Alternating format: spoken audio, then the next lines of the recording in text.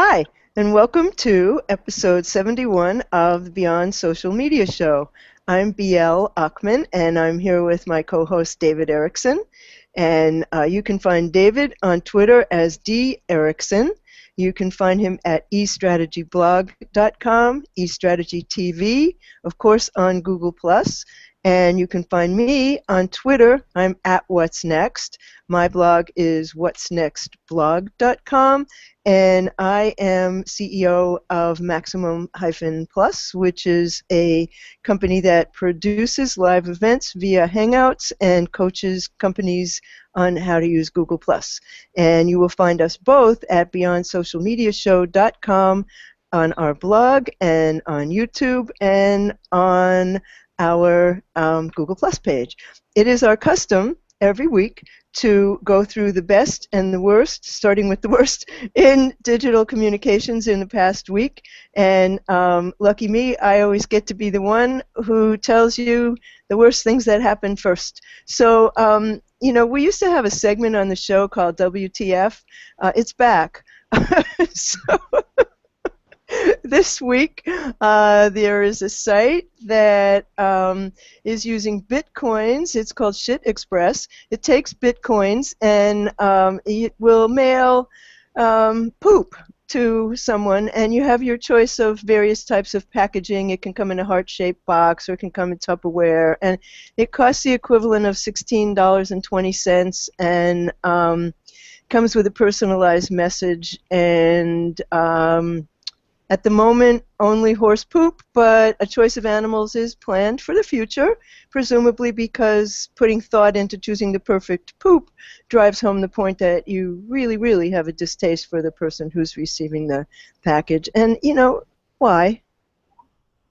I am all in favor of scatological humor in doses, but yeah, I think the best thing this thing has going for it is that you have to pay with bitcoins, which only real hardcore geeks can figure out. So that might limit the reach of this.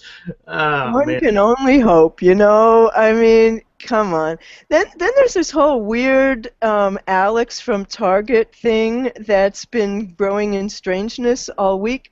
Alex, as you probably know, is Alex LaBouffe, and he's a 16-year-old from Texas, and he kind of looks like Justin Bieber, and he suddenly became an internet sensation after a picture of him working at the Target checkout counter was posted last Sunday, and young men and women started gushing over him, and by Tuesday, he'd been flown to Los Angeles to appear on the Ellen DeGeneres show, and there was complete social media pandemonium over him. He started out with 144 Twitter followers, and now he has more than 600,000 with the hashtag AlexFromTarget. And Time, the Washington Post, CNN, a lot of others ran stories about him. And then CNET reported that a marketing startup company called Breaker, B-R-E-A-K-R, was taking credit for it. And on their webpage, they say that their business is helping connect fans to their fandom. But then on Tuesday, on LinkedIn, their chief executive, whose name is Damien Jacob Leonars, said, "We just wanted to see how powerful the fangirl demographic was, so we wanted to take an unknown good-looking kid and a Target employee from Texas and make him a viral sensation." But then the next day they admitted that, in fact, they had nothing to do with it. Target issued a statement saying they had nothing to do with it either. And Alex said he didn't know anything about it until it happened, and he was just as surprised as anyone. So my friend Srinivasan, who's the chief digital officer at the Metropolitan Museum of Art, he really nailed it. He said, "This just shows you it's another Tuesday on the internet." Yeah, I nothing like taking credit for somebody else's work, right? I mean, whoever it was. I mean, who was it? Who did it? To say, well, we did the viral thing, but then let the internet do their investigation, and find out that you actually did not have anything to do with it. So where does that leave you? Does that leave you as clever because you got some attention, or does that leave you as a total jerk, which is where it leaves it for me, because you lied? Yeah, I mean, who wants to do business with that guy? Yeah, exactly. And, they thought they were very clever, apparently. And they almost got away with it.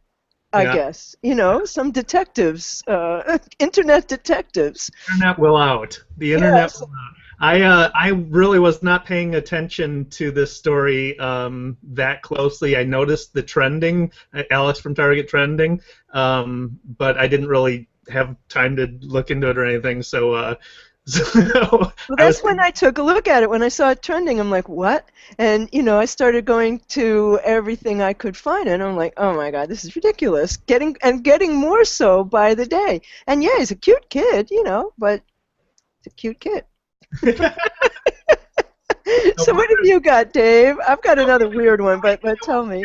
The reason I wasn't paying attention to it, I was more focused on sort of the political season and the election results. And the one thing that falls into the bad category for this week is Microsoft Surface Pro had a deal with CNN to be sort of their official tablet sponsor. Microsoft is promoting the Surface Pro. They partnered with CNN for election night broadcasts to promote the Surface Pro. That had a lot of problems gaining traction. They've been working hard at it, but the pros were used to feed information from CNN's magic wall to the journalists.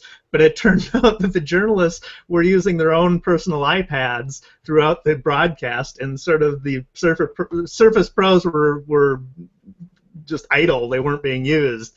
Big fail. I mean, you know, if you're going to do that type of a partnership, maybe you want to say put the clause, no iPads allowed.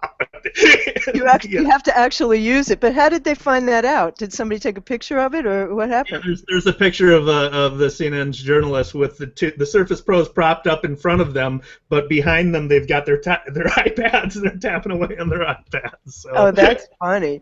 That's really a hoot. You know, and somehow not surprising. I mean, iPads are pretty terrific. So, okay, so another one that I got this week that was rather appalling was, and this is, you know, part of the WTF segment of the show, at Texas Tech. They, you know, a lot of people like to do this. Jimmy Kimmel likes to do this. They like to ask people very basic questions about history and current events. So at Texas Tech, college students were asked questions like, who won the Civil War? Who do we win our independence from? Who's the Vice President of the United States?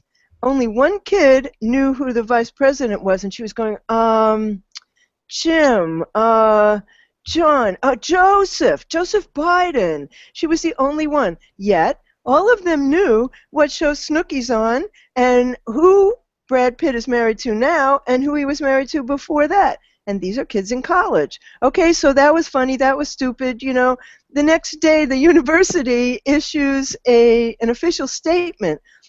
And, you know, this is the WTF part of it, because it's not surprising that nobody knew who the vice president was or who won the Civil War. They were like, what year did we win our independence? 1972? Anyway, who did we win it from? I don't know. So the university, the same kid that, you know, was the commentator, said, and reads their statement, we are confident that if we did this quiz at any other university in the nation, we'd get the same answers. This is not about the quality of our academics. It is a result of the constant stream of pop culture drivel being fed to students.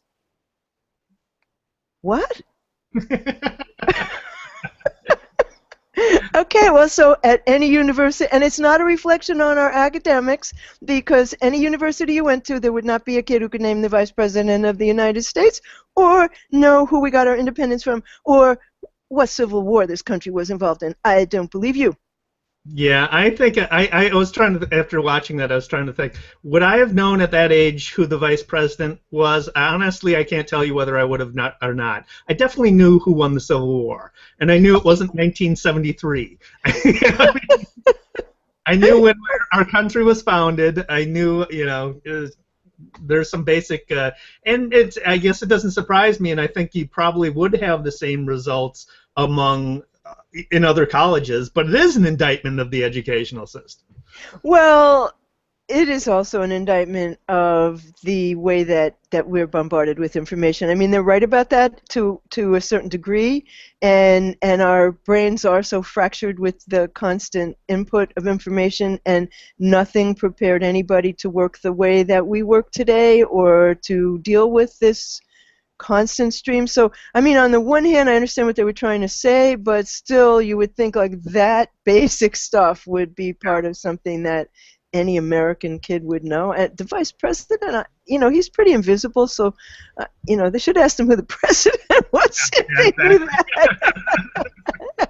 I was surprised that nobody grabbed their smartphone and started looking up the answer while they're really, there is no, I say this all the time, there's no excuse for you not to know something, anything. You know, that's really true. And I'm sure every single one of those kids had a phone on them and they didn't turn around and do it. But a dear friend of mine was actually stopped by Jimmy Kimmel and couldn't answer a very basic math question. And so there also is something about being put on the spot, but come yeah, on. I think a lot of times people answer those incorrectly because they want to be on TV, too. So.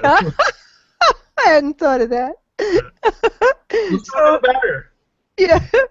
Well, okay. Cool. Well, you have some cool one here. Tell us about the space bubble. We're always on about space, aren't we, BL? You and Yeah, I both because are we big love it. fans of outer space, of space exploration, of NASA, and so NASA has another hit on their hands, and GoPro is the recipient of it. GoPro benefits from this. What NASA did is they were exploring the phenomenon of water surface tension and microgravity. So you might have seen some of these videos of a bubble of water in space that people are actually just holding in their hands, and it's not going anywhere. Gravity causes, you know, water to fall apart, and in space, obviously no gravity, so you can hold a big blob of water in your hands and mold it. What they did was put a GoPro in the middle of that blob of water, and they've got video showing it from within a blob of water looking out at the astronauts. It's so cool. And so if you ever want to be like to be a blob of water in outer space, there you go. You can watch it. It's got 1.1 million views so far. They've actually got a 3D version too that you need those sort of green and red glasses to view. I haven't watched it yet, but I do have some green and red glasses around here, so I will watch it. But very cool, very cool. Well, what's so cool is GoPro's social media marketing. I mean, whoever it is behind that, and I must find out and interview them immediately, whoever is doing that, you know, it's one coup after another. I mean, you know, the things that they do are so incredibly clever. And, you know, last week, the marathon, the New York City Marathon, goes right by my house. And the thing that I like to do is I like to go out in the street and see the guys who are in the arm bikes because they're the first to come. And they're guys who, you know, many of them don't have legs. They propel themselves on a bike with their arms, and many of them are laying on their backs. I mean, they're really heroes, and they come through. Every single one of them had a GoPro on his helmet. Every single one, and a lot of the runners too. I mean, you know, how cool is that? Because you can. Yep. So, I have a bit of a different opinion about the Keira Knightly thing, but go ahead, tell us what you thought. So, if you haven't heard, Keira Knightly posed topless to protest photoshopping. She did an interview with Interview Magazine and said that she would pose topless on the condition that the photos were unedited so people could see what she really looks like. She told the Times, this is a quote from her, "I've had my body manipulated so many different times for so many different reasons, whether it's paparazzi photographs or film posters. That shoot was one of the ones where I said, okay, I'm fine doing this topless shot so long as you don't make them any bigger or retouch, because it does feel important to say it really doesn't matter what shape you are." So I'm sort of two minds here. My cynical mind is, well, that's a really clever way of grabbing some publicity, of getting your name out there and getting publicity for the article and everything. it's almost, she's taking a stand, so she's protesting Photoshop. On the other hand, yeah, there's a point to that. There's a very good point to that. It used to be, back before Photoshopping, when I was in college, airbrushing, right? So the manipulation of women's bodies and the portrayal of what is considered sexy and everything is manipulated by our technology. So I can see both sides, but I just thought it was a very fascinating article, or fascinating story. I see both sides as well, and I felt more that it was a publicity grab than it was, because this has been done. It wasn't the first time that it was done, and I'm not quite, it didn't leave a good taste, really. I thought there might be other ways to do that. Maybe they wouldn't Photoshop her face. Anyway, on to the best. There's a new trend in social networks, and it remains to be seen whether this is going to work, but suddenly there's alternatives, companies that have a different vision for how social networks ought to be, and Reddit announced its intention to take a portion of the $50 million that they raised recently in venture capital and give it back to the community of people who built it in the first place. Not exactly sure how that's going to take place, but, that's a very interesting idea. Ello, the new social network that committed to never selling ads, never selling your data, never selling out to another company that would do those things. That's nice. I don't know what their business model is going to be. I would guess it's going to be premium features that they'll think you will buy. And then the latest one is Sue, TSU, which rolled out a very aggressive revenue sharing model that's sort of a pyramid scheme for end users, and the more people you bring in and the more they post, you get money for it, and if you really make it your full-time job, you could probably make $100 a week doing it, or maybe more. I don't know. I mean, I guess it depends on how many people you bring in and how many read what you wrote, and who knows. I think it's coming, it's going to go, but we'll see. And then the other one is Scenario, which is talking about a fully distributed social network that will compensate end users, and it's built on Bitcoin technology. So Gideon Rosenblatt, who wrote the post all about these various new networks, he said, what excites me about those announcements is that they're based on the premise that you are not the product, and that they may actually represent a new source of income that could eventually become important to people. I don't know. It might be. It's early. But the idea that you should be paid for your time and your reputation and your contribution is certainly one I like. Yeah, I have the same take as you do, basically. The privacy thing with Ello is a big deal.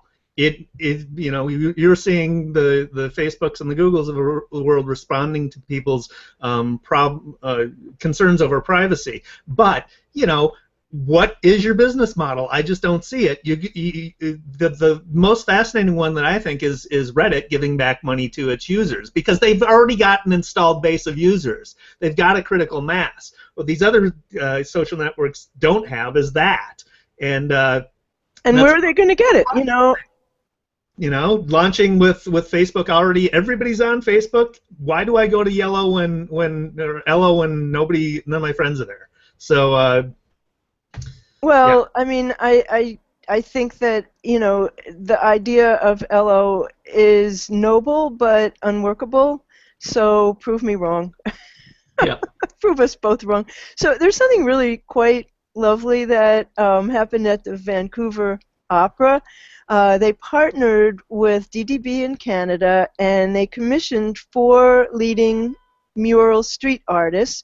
And the idea was to promote the production of a new opera called Stickboy, which is about a boy who was bullied. And they asked the mural artists to paint on murals the monster, the bully that lives within all of us. And this opera explores the life of a young boy whose life was transformed by bullying, and so these monstrous sort of graffiti shadows were put at various intersections around the city, and there was a tag on them, "There's a monster in all of us," and then it sends you to the website for the opera to learn more about the origin of each mural and about the opera. And then once you're on the site, this was the amazing part about it, once you're on the site you can look at sketches from each piece that the artist did, and then you can share your own stories and your own experiences about bullying and your own monster interpretations to a gallery. And I thought that was really cool. That's fantastic. I love the idea of just sort of the public art or graffiti art or found art in public spaces, but tying that all into a campaign where you're making connections and drawing people in further to the online world and sharing. That's an opera, bringing them into an opera. You know, a lot of people have never seen an opera, and here's one that's contemporary, here's one that people will relate to, and they also are making the tickets affordable, because opera tickets in New York, I don't know how much they are in Vancouver, but they can be $300 for good seats. So what they do here, though, is they stream them live into theaters for $22, so, you know, those of us who don't have $300 for a seat can see them too. So do you have another one, Dave? I'm out of them. Okay, well, I do. This week, another iconic brand joined the Hangouts trend, and Warner Brothers did a hangout with the cast of Interstellar and with a host of other people. So they had Matthew McConaughey, Anne Hathaway, and Jessica Chastain, and then they had the astronomer, Natalie Badalha, I don't know her name, I'm sorry. But then they had these social media celebrities. They had Vsauce3, they had DJ Flula, they had Cassie Neistat, they had Anna Akina, and Shira Lazar from What's Trending. And they brought the people in and out of the hangout. They did it live from the Smithsonian Air and Space Museum. And they used the special tools that come with Hangouts that are designed for large audiences. It would make very little sense for a Hangout of ours to use these apps, but the apps they used were Showcase, which makes the Hangout basically shoppable so that you could view a trailer and order tickets to the show while you were watching the Hangout. The Q&A, which allowed people to ask questions, but basically not in the way that we ask people. We have people ask questions in real time. It's a different way. You put them in before, and people read them, and the audience doesn't see them. And then this really stupid app called Applause that lets you vote, you know, lets you put a thumbs up or a thumbs down at any point in the video, and then a cartoon character pops up, you know, yay or no, and you hear the noise. And then those little dots of red and green appear in the replay of the video. It's just stupid, and I mean, it serves. It's like a laugh track from, you know, 60s TV or something. But the thing about it is, you have to know that both Showcase and Applause are on by default in Hangouts, and you have to turn them on, or you will be quite rudely surprised to see them popping into your Hangout, and you can't turn them off once you're in there. So Google, I'm putting you back in the WTF area for that one, but what I see here is that every week another iconic brand is joining the trend towards Hangouts, and I'm wondering, what is keeping agencies from learning about this platform? Are they waiting for their clients to say, hey, you know, this company, United Airlines did one last week, you know, Warner Brothers, Tiffany, H&M, so many are doing them, and pretty soon your clients are going to say, why aren't we doing this? And you're not going to know how. I think you better learn. That's very cool. That's very cool. I can't wait to see that. Well, it really is very cool. Pardon? Another example. Yeah, and there'll be another one this week, I assure you. You know, every time that you turn around, there's going to be another one, and I'm not telling you that they're all good. The one that United Airlines did was god-awful, but they did it, and the next one will be better. You know, and they'll see that it was god-awful and that only 9 people watched it, and, you know, like many, many, many thousands of people watched the Interstellar one because it was part of an integrated media plan for the film. and that is what this platform is for. So I just have one app. Do you want to give us yours? Sure. So I've got two quick ones.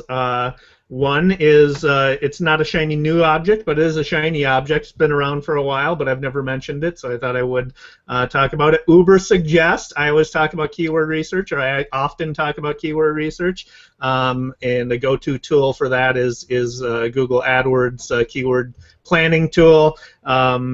In Google Trends, but this Ubersuggest takes data from other sources than just Google, so you get a sort of a broader view, and it's another tool to find out what things people are searching for. And so it's ubersuggest.org is the site. It's a great tool. The other one I've been messing around with. This has also been around for a while, but I just started messing around with it in NinjaForms, and it's a WordPress plugin for forms. Obviously, works very, very well. It's very simple to use. It also has add-ons that you can get, so you can have conditional logic, so you can change your form based on user input. You can do multi-part forms. It integrates with email services like MailChimp and Aweber. Integrates with PayPal, with FreshBooks, and a bunch of other options you can pay for. But there is a light version that you can just use for free, and it works like a charm. I have to try Ubersuggest. That's really an interesting one. And I did try something this week. I had a demo of a monitoring tool called NUVI, N-U-V-I, NUVI.com, and the way that they present reports and the data that they pick up from social media and the way, the whole thing, everybody's using the same funnel. There's only so much data. The whole thing is how the information is presented, and they present it in very easy to understand. Not only the tech department is going to be able to use it, the IT people, but the account people will be able to use it, and their reports are quite worth looking at. And their notification methods, you either get notified by email or you get notified by text message of major activity or major negative or major positive on your account. And I've looked at minimally 50 of these platforms, and this was a very, very rich in information and very well laid out and definitely worth a look. And the other thing that my friend Evie Moss told me about is Doggy BnB, which is an app that lets you use your social network to find a dog sitter or a dog walker or a cat feeder or a gerbil exerciser or whatever you need.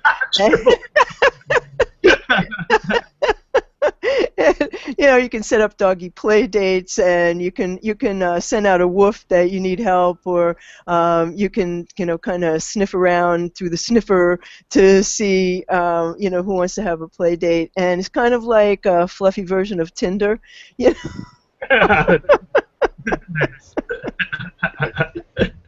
Very good. So I recommend it, and it's free. But the reason I don't have more apps is because I'm trying to get rid of apps. I don't know how many you have on your devices, but I was looking at them, and how many do you use? So I'm trying to get down to the ones I actually use, and the ones I have on my phone, like, what does this do? Why did I download this? Some of which I probably paid for, who knows? But I'm cleaning house on my phone. Maybe I should do that. I don't know. I have any time to clean house on my phone, though. Well, when you do the upgrade and they say you don't have enough room for the upgrade, hello, it's time to clean your phone. Anyway, let's wrap this up with the daily numbers. I've got. I'm not going to cite any numbers. I'm just going to talk about a report from Share This. It's about millennial content sharing by category and social channel. And so if you are targeting millennials, this is something you'll want to look at, and we'll leave a link for the chart in the show notes. But it breaks it out by Facebook, Twitter, Pinterest, and Reddit. And so it's just a little fascinating about what content is shared in which channels by millennials. Millennials are far less likely to share arts and entertainment content on Pinterest, which I find just counterintuitive because you'd think arts, visually oriented content, entertainment, video, which you can embed on Pinterest, so you can pin a YouTube video. So it's just that's a little puzzling to me. Then you go on to business and finance. Twitter is that's where people are going to share business and finance information. That makes a lot of sense. Reddit is the next most popular one for business and finance, which is sort of counterintuitive to me a little bit. But I don't spend a lot of time on Reddit, so Reddit's got some amazing communities for business and news, actually.